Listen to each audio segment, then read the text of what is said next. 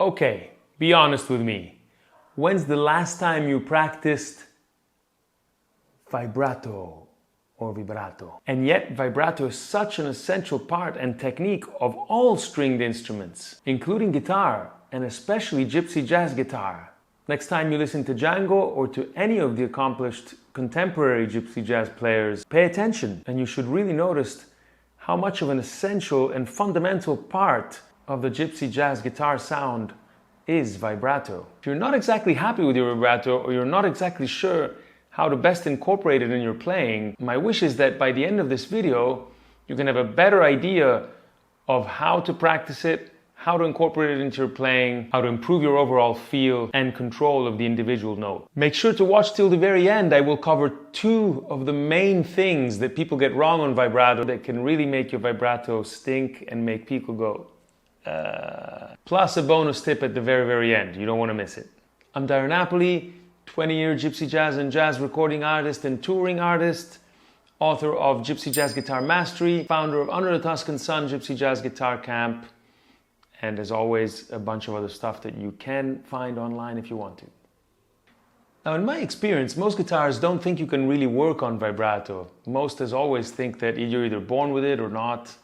I beg to differ, and with this video I hope to prove to you that there are ways you can practice it, improve it, and little things you can pay attention to really have control and mastery over your vibrato, and therefore you can then use it at your own discretion. I really want you to keep in mind that vibrato really is one of those determining techniques that, in the mind of listeners, really can place you in a certain box or category of proficiency. In other words, even the non-musician, when they hear somebody perform or execute vibratos with mastery, it immediately elevates the level of that player to mastery status.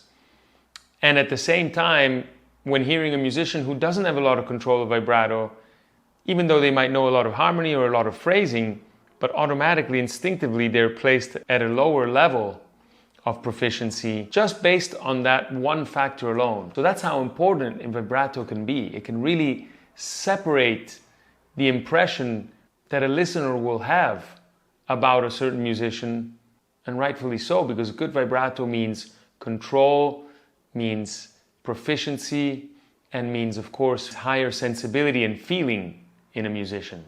So essentially, what is a vibrato? I mean, of course, it'll be different for different kinds of musicians. The way a violinist or a classical guitarist will perform a vibrato will be different than from a heavy metal or a gypsy jazz player. But in gypsy jazz, essentially, vibrato is nothing more than a series of repeated bends or mini bends on a static note that have the purpose of highlighting that individual note, giving it emphasis, pathos, and feeling. Now, there can be some gray areas and some overlaps, of course, but essentially, there are 2 primary ways, in my experience, to effectively play vibrato. First way is where your elbow and your arm essentially generate the motion of the vibrato, and your finger is essentially static. And here's an example.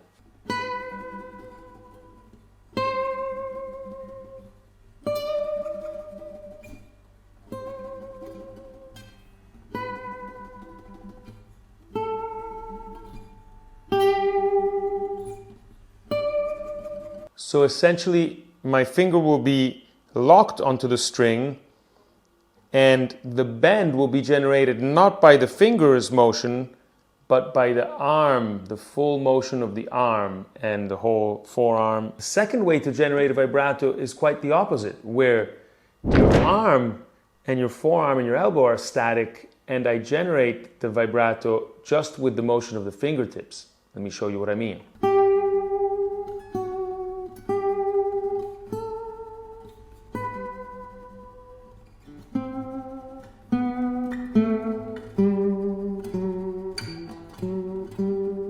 So once again, in one example, my finger is going to be locked into a note.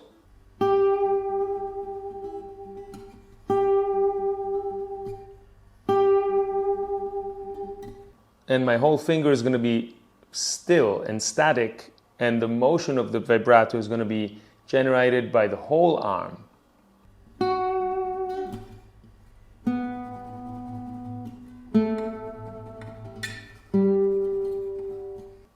Whereas in the second example, it's not my arm creating the bend or mini bend, but it's just my fingertips.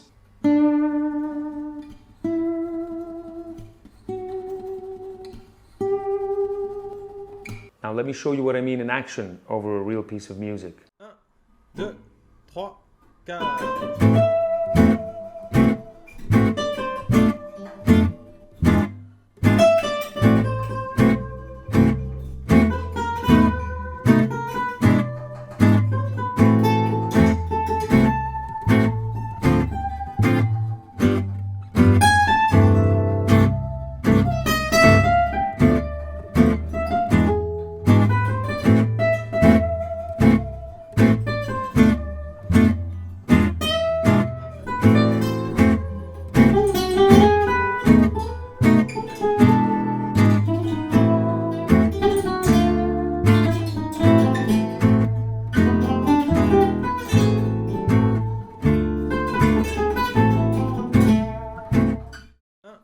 Deux, trois, quatre.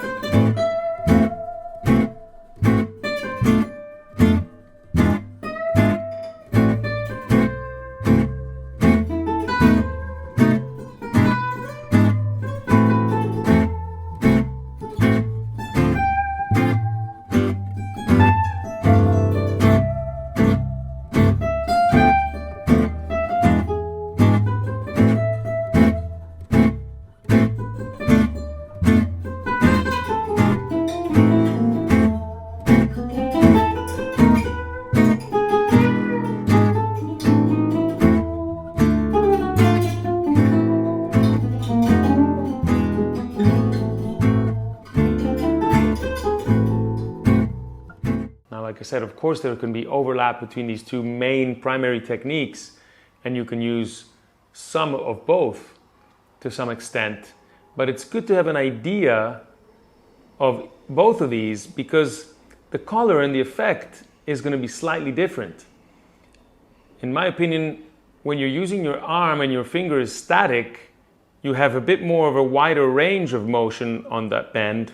Whereas when you're using your fingertip, you can really dig inside that note and maybe have less range of motion, but more concentration on that individual note. So it's slight differences, of course, it's not huge differences, but there is a slight difference that can change the color of your phrasing a little bit. So once again, being aware of these two slight techniques and being able to incorporate and master them will at least give you a first idea of how to feel and what it should feel like when you do play a vibrato. And then you can go ahead and choose, based on the feeling you're trying to convey, which of the two techniques matches most what you're hearing and what you're feeling. So as promised at the beginning, let's look at the two areas where people get vibratos wrong. Now, when we talk about vibratos, there's two primary components. One is the bend or mini bend, which has a range of motion of that bend, and then there's the time subdivision of that bend within the timing of the song. Where vibratos are made or broken is in these two aspects. In other words, the range of motion of that bend or mini bend and the timing of those bends in relation to the tunes. When a player doesn't have the awareness or the control of those bends and of their time subdivision, that's when the crowd goes, So let's get more into detail. So generally speaking, you'll have a note of reference and then you'll have bends that are going to alternate with that one note, right? So essentially,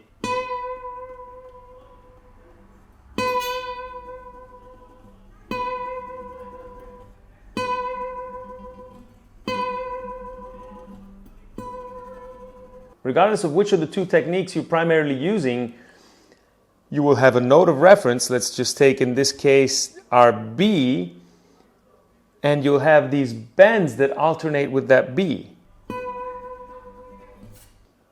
Now, problems arise when the range of motion of those bends is different one to the other. And so I don't have a regular range of motion of that bend.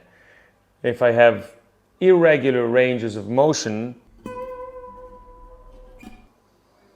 that will create dissonance and that will create an unpleasant tension within the listener's ears. So what you want to be very careful to do when you practice or play vibrato is to create bends that are essentially identical one to each other in range of motion.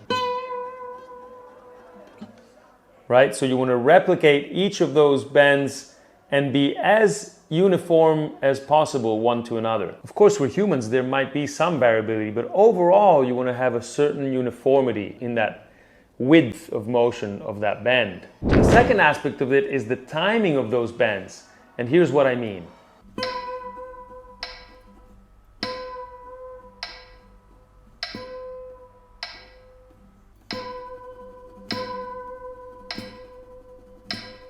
Right? So each and every one of those are within the metric subdivision of that time space. In other words, even with vibratos, you could have quarters, eighths, sixteenths, 30 seconds, and so on and so forth, right? If I have quarters, I'll have one bend per metronome beat, right? So if I double that, then it'll be eighths, right? If I double that, it'll be 16.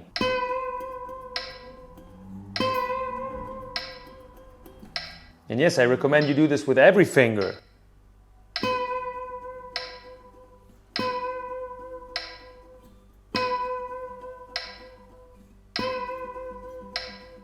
And you can keep doubling.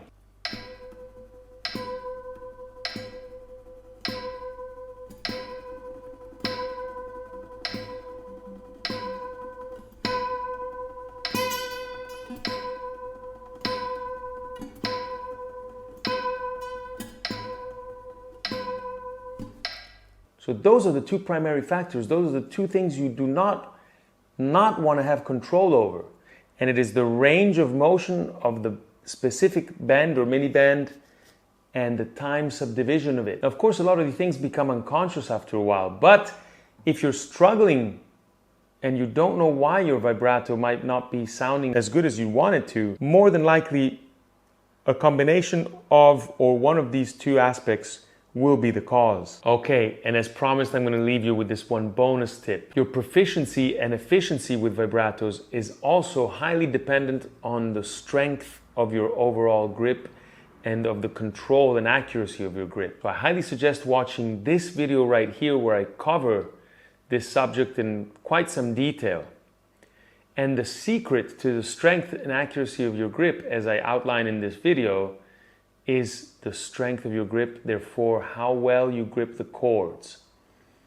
So it's a bit counterintuitive really, but I promise you the better you play these specific chords, especially the ones used in gypsy jazz, the much better your overall single notes will be, including your vibratos. Because in order to play accurately the chords, you're going to have to develop a higher level of strength in your grip and a higher level of accuracy in your grip, both of which come in extremely handy when you play vibratos. So that's the tip. If you want to get better at vibratos, get better at playing the chords, the gypsy jazz chords, the major 6/9s, the minor 6/9 chords, chords with root on 5th string, but where you play the 5th of the chord on the 6th string. Again, it's all explained in the video I mentioned before.